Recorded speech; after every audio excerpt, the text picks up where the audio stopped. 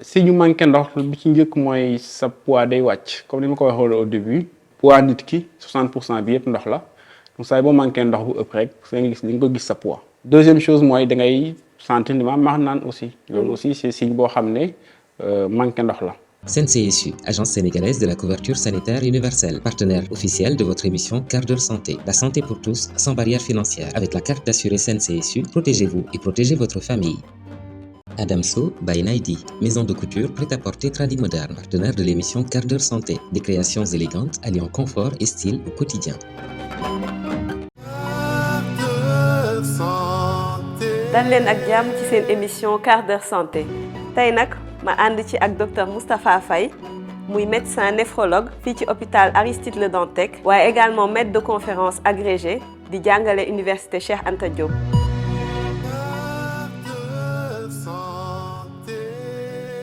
docteur Faye maa ngi lay nuyu.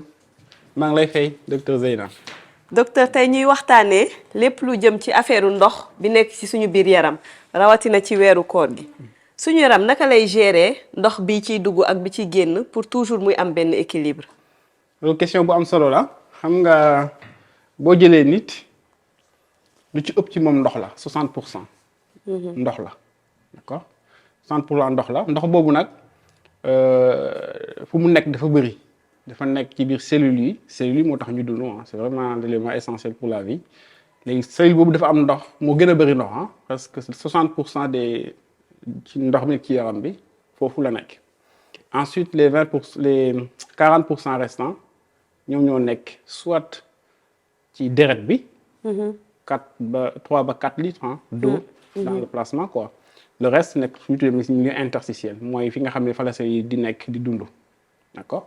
kon bu ñu nee ndox moom moo nekk 60% ci poids bi maanaam boo jëlee le poids de la personne koo xam ne yaa ngi 70 kilos un homme de 70 kilos d'accord moom 60% yi ndox la ça veut dire 40 ba 42 kilogrammes yëpp ndox bi la.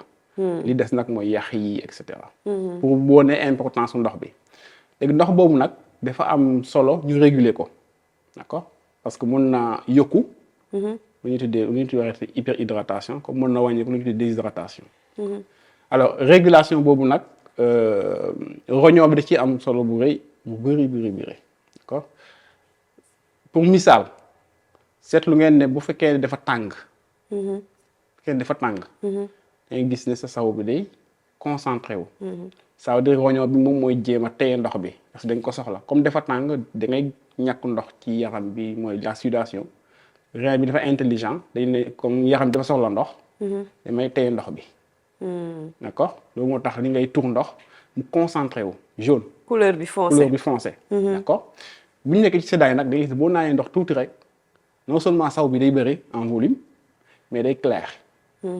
d'accord parce que rein bi moo koy def moom moo ne ndox bi may am dafa bëri dama koy wàññi. d'accord loolu nag ay mécanisme la yoo xam ne. yu xaw a poussé ci organisme bi mais jàpp ne daan rein bi la ak ay ferñeent yoo xam ne moom mooy ñëw wax rein bi ne. activer ay récepteurs ci rein bi ci tubule yi notamment ne ko non ndox bi dafa manqué fii ci yaram bi kon bul tuur ndox bu bëri bu concentré wu wala mu ne ko non ndox bi bëriwut. donc ndox bi bu bëree je recommence ndox bi bu bëree mu ne ko ndox bi dafa bëri kon dindi ko génne ko. d'accord mooy waxtaan ndox bi di clair. su ko nag ndox bi dafa manqué mu ne ko téye ko bu ko nee doo tuur ndox bu bëri. kon ñu gis ni roño bi moom am na fonction bu mag bu muy def. pour réguler ndox bi nekk suñu yaram. et toujours de façon intelligente bu ndox bi ëppee wala bu ndox bi manqué moom am na. nu muy comporté woo. pour toujours ndox yaram bi am ndox bi mu soxla mais yenn saa yi nag roño bi suñu comportement wala ay mécanisme tax mu dépassé wu. et du mën a ti gérer loolu. par exemple bu ñu jëlee kaawu déshydratation comme ñu ngi ci weeru koor gi. ñu manqué ndox. roño bi naka la mun a dépassé woo ak yan conséquences la loolu mun a am. alors loolu aussi question bu am solo la su fekkee ndox bi dafa manqué parce que roño bi seen liggéey mooy day nettoyer deret bi. mais pour nettoyer boobu am ci tànn bi dafa soxla lu ñuy tuddee il faut que pression bi di ñëw. mu am un niveau boo xam ne alors misaal bi ma mun a joxe mooy juste boo branché woon genre tami loo xam ne dafa am ay pores tami. ci benn robinet. nga bëgg ko nettoyer. plus pression bi di yéeg plus li ngay nettoyer day gën a gaaw. mais plus pression bi di wàññeeku. ndox bu ñëw du bëri aussi li ngay nettoyer day gën a ndaw. donc bu yaram bi manqué ndox donc lu ñuy tuddee débit sanguin rénal bi li egg si rein bi day wàññeeku aussi. te bu wàññeekee nag day waxal roñoo bi du mën a def liggéeyam normal. d'accord loolu mooy lu tuddee insuffisance rénale fonctionnelle aigu fonctionnelle. léegi su fekkee nag defoo dara ba mu gën a continuer ben comme aussi ndox bi deret bi moom mooy transporter lu tuddee oxygène. oxygène boobu les cellules dañ ko soxla c'est vital pour les cellules d'accord surtout nag am na fu ñuy tuddee zone boo xam ne ci rein bi bu wàññeeku oxygène bu wàññeeku tuuti rek cellules yi dañuy dee mooy la médullaire. d'accord léegi nag bu fekkee ne manqué ndox bi dafa yàgg wala mu répété wu too defoo dara day tax cellules yooyu dee nécrose ñu tuddee nécrose tubulaire aiguë boo xoolee. boo jëlee téeméer bu nekk 80% yëpp. souvent insuffisance rénale aiguë souvent loolu moo koy waral. maanaam manqué ndox boo xam ne wala nga naaj ci en tout cas manqué ndox boo xam ne day tax cellules yooyu nécrosé wu maanaam dee. d'accord léegi nag am na yeneen conséquences yu mel ay lithiase puisque comme ni ko waxee boo manqué ndox rein bi day téye ndox bi donc li ngay saw day concentré wu. et bu ñëwee concentré wu nag il y aura des nutriments yoo xam ne day nekk ci saw bi comme ay calcium ay oxalate et cetera et plus les urines sont concentrées day tax aussi mu formé wu ay genre donj. ay genre day cristallisé wu ay genre xeer. calcul. léegi bu ñëwee day mën naa indi ay problèmes ay jafe-jafe ay lithiase ay métitu biir tout ça. d'accord donc loolu mooy lithiase souvent yaa ngi ko doon wax boo ci genre ramadan par exemple souvent le fait que les gens jeûnent souvent il peut avoir des récidives de lithiase yoo xam ne day gën a yokk aux urgences à cause de justement de cette déshydratation qui fait que les urines se concentrent. bu saw bi concentré woon noonu. mun nañ am ay nutriments yu ci nekk yu concentré wu. formé lu mel ni yu dëgër formé lu mel ni ay xeer. yooyu xam ne day boucher tuyau bi permettre. saw bi war a jàll ñu mun ko évacuer. te loolu nag bu amee day métti ndax kii bi ci kaw. pression bi ci kaw. day jéggi dayo muy joxe ay douleurs yu métti ci fi rein yi placé wu. c'est ça am na solo c'est vrai que loolu urgence dinañ koy gis lu bari effectivement. ci weeru koor gi. est-ce que le fait que nit ki di am déshydratation noonu lu yàgg est-ce que am na ay conséquences. déjà ñi am nécrose tubulaire aiguë ñoom ils sont à risque de faire après une maladie rénale chronique. loolu benn la. deuxièmement mooy ñi nga xam ne am nañ feebaru roño su fekkee dañoo am déshydratation mën nañ accélérer seen feebar. mu avancé lu gën a gaaw mu avancé loo da ngay gis ñoo xam ne xamuñu woon ne am nañ feebaru roño mais par des faits ñu manqué ndox seen yaram. d'accord mën na nekk jeûne mën na nekk beneen cause ils n'ont pas accès à l'eau et cetera léegi nag day tax manqué ndox boobu day tax rein bi gën a accéléré wu d'accord donc à la fois mën na joxe insuffisance rénale aiguë maladie rénale aiguë mais aussi mën na tax feebaru roño gën a avancer vers des stades plus avancés quoi. donc am na solo trop te ñu ngi ko doon waxtaanee ak docteur Bintou Cheikh Seck nit ki di naan ak ni ñu war a naanee. loolu yëpp mi ngi ci épisode boobu pour ñi koy soxla. loolu sax bëggoon naa ci ajouter leen. pour ñuy jeûner. c'est-à-dire que souvent da ngay gis boo dogee wala même avant dog bi boo tuuree ndox day concentré wu. et ça peut être un indicateur say boo dogee defal lépp balaa ngay tëddi nga diluer sa urine yi. c'est-à-dire doo naandoo 1 litre. mais defal lépp. bay naan de façon en tout cas régulière balaa ngay tëdd sa saw yi mën na éclaircir wu. ça veut tant que ça éclaircir wul ça veut dire que probablement li nga doon doyut. donc ça peut être un indicateur en tout cas personnellement je le fais. di xool def tout ba balaa may tëdd ma naan assez pour éclaircir mes urines quoi. donc nit ñi mën nañ sukkandiku ci loolu pour xam ni. tout à fait seen état d'hydratation bi baax na daal. tout à fait balaa ñuy tëdd am na solo. docteur est-ce que mën nañ gis ñi nga xamante ni dañuy naan ndox bu ëpp. mën na nekk li ma doon wax rek xam nga souvent ramadan nit ñi jàpp ne dañuy wàññi lu ñu lekk dañuy wax wàññi lu ñu nekk dañuy wàññi lu ñu naan mais souvent c'est pas du demee noonu souvent les gens se rattrapent sur tout ce qu'ils avaient perdu. d'accord donc souvent suñu maladie par exemple. parce que c'est vrai que su fekkee ne ñun la y a pas de souci ñun nga xam ne am nañ suñu rein ñuy fonctionner loo naan aussi day rein mën nañ ko génnewaat c'est moins problématique mais ñi nga xam ne dañu am feebaru roño bu ñu dogee mën nañ bëgg a compenser lu ñu naanul woon et facilement mën nañ indi problème donc rein bi du mën a liggéeyati correctement mu nit ay OAP d'accord mooy deret bi accumulé ci poumon bi mën nañ indi tànk yi gën a néewi ñi dialyse aussi mën na indi ay problèmes yu bëri parce que bu ñëwee dialyse da ngay bëgg a dindi ndox boobu yëpp et souvent du mën a nekk parce que day bëri. donc ñooñu genre maladie yooyu ñu am maladie rénale bu ñu dogee nañ def très attention et loolu aussi avec le médecin dañoo war a xool nu ñu liggéeyee ñu ko mën a conseiller ba lu mu naan du ëpp mais du ndaw aussi donc en fonction du contexte quoi. donc ñu su ma la déggee ñi am feebaru roño ñoom war nañ def très attention ci quantité ndox bi ñuy naan ndax mun na ëpp tamit waaye dafa mel ni ñi am problème cardiaque aussi ñoom war nañ def attention ci côté boobu. tout à fait. yan signe moo war a alerter nit ki pour mu ne ah man de xëy na war naa dem consulter ci weeru koor gi par rapport ak manqué ndox wala yu mel noonu. alors si ñu manqué ndox bi ci njëkk mooy sa poids day wàcc comme ni ma ko waxoon au début comme poids nit ki 60% bi yëpp ndox la donc saa boo manqué ndox bu ëpp rek da nga gis li nga ko gis sa poids. maanaam sa poids bi day wàcc baisse du poids. deuxième chose mooy da ngay sentir ni ma mar naan aussi. loolu aussi c'est signe boo xam ne manqué ndox la.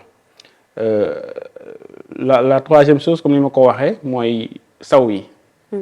d'accord saw bi moom saa boo manqué ndox da nga gis ni rein bi pour que mu ko fonctionner. dafa war a téye saw bi donc souvent doo sawati lu bëri et puis boo sawee day concentré bu baax. d'accord ensuite bu gënee garaaw nag mun na indi ay signes yu ñu tuddee ay collapsus maanaam sa tension wàcc sa tension nag bu wàccee ci nga am ay vertige d'accord am ay céphalée en tout cas am signes yoo xam ne day wone ne sa deret bi dawatul normal quoi donc tension bu wàcc. mun na dem nag ba am ay problèmes neurologiques et cetera. alors waxuma ne nag boo amee ci ramadan bi sa urine bu concentré da nga war a dem hôpital. d'accord waxuma loolu parce que de toute façon comme doo naan c'est normal sa urine concentré wu. mais am na yenn yoo xam ne boo ko yëgee aussi mun nga consulter mais pas forcément urine bu concentré rek da nga war dem hôpital. maanaam ku ci feebaru roño. c'est ça. de toute façon boo dogee ba naan ndox. bi nga war a naan sa yaram dina réguler loolu yëpp. ñi ciy gën a waxal surtout mooy ñi nga xam ne am nañ feebar boobu di ko topp te ñooñu lan nga leen di baaxee par rapport ak ndox ci weeru koor gi. alors ñooñu d'abord il faut ñu def un planning avec avec ki lay suivre avec sa néphrologue. un planning boo xam ne day permettre au-delà au-delà du jeûne ñu mën a contrôler ce qu'on appelle l'ionogramme sanguin parce que l'ionogramme sanguin avec la natrémie mooy sa jëm. xawam bi nekk ci deret bi ci deret bi. ci prise de sang mën nañ contrôler la prise de sang. natrémie boobu c'est un reflet parfait de l'hydratation quoi. De l'hydratation surtout intracellulaire. donc su fekkee ne par exemple man ñi may suivre. ñu mën a naturel ay exemple ñoo xam ne dañoo doon jeûner.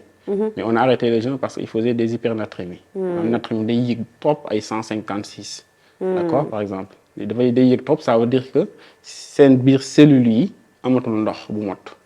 ñooñu par exemple il faut ñu romb il faut que ñu wax leen ñu naan ndox sinon mën na am problème. donc il faut que ñooñu ñu leen di suivre et li ma leen di conseil mooy buñ dogee quantité ndox bu ñuy naan il faut ñu ci discuter ak seen médecin. parce que ça dépendra lan mooy waxal feebar bi. am na ay feebar yoo xam ne feebar roño yoo xam ne dañ lay tere nga naan lu bëri yeneen yi dañ lay wax nga naan lu bëri. d'accord il faut ñu discuter ak seen médecin ñu xam ban quantité nga soxla saa boo dogee pour mën a compenser correctement le besoin hydrique. am na solo torop donc bu ñu la déggee ñi nga xamante ni amuñu feebaru roño ñoom ndox bi suñu yaram ak suñu roño yi intelligent nañ pour mun a compenser. par rapport ak li ñuy naan bu bëri ak bu bëriwul waaye bu ñu dogee rek ñu jéem a naan lu doy. pour te ñi ngi ko mën a surveiller mooy seen couleuru saw bi mun nañ ci xam lu bëri. tout à fait ñi nga xam ne nag dañoo am feebaru roño nga leen di wax ñu consulter parce que am na ay yëf yoo xam ne yéen boo leen ko surveiller rek mun na leen jox ay indication yu leer ci fan la ñu toll ci seen hydratation. tout à fait am na solo trop docteur ñu lay remercier.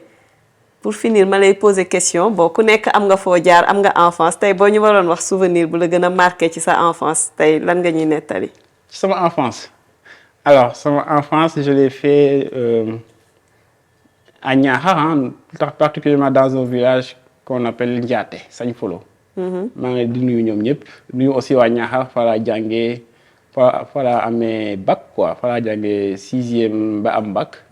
ma ci profité di nuyu d'ailleurs kër gi ma nekkoon sama bàjjan Fatou Gueye ma ko nuyu bu baax di ko remercier pour lépp lu mu def mais aussi tous mes amis d'enfance au village alors sama expérience bu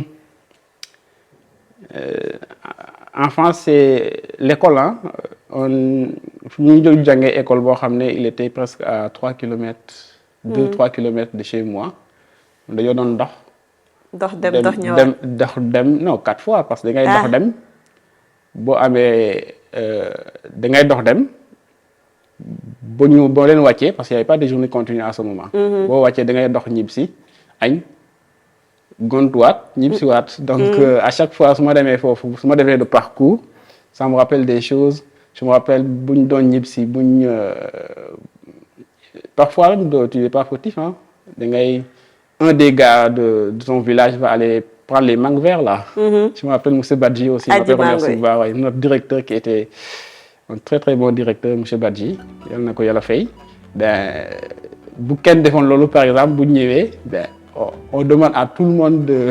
ñëppay subir daal ñëppay subir on nous frappe plus donc ça me marque toujours quoi. parce que am naa docteur du yow yaa doon tooñ de. exactement mosuma ko def mais on me frappait toujours je sais même pas pourquoi on me frappe donc ça va on peut marquer à l'école quoi. Voilà. si ñuy nuyu waa Ñaaxar yëpp man tam sama goro waa Ñaaxar la donc. ça fait l'occasion may nuyu waa Ñaaxar aussi. di la remercier bu baax ci conversation bi. ñu leen di jox donc dig daje ci beneen épisode ak yeneen spécialiste incha allah.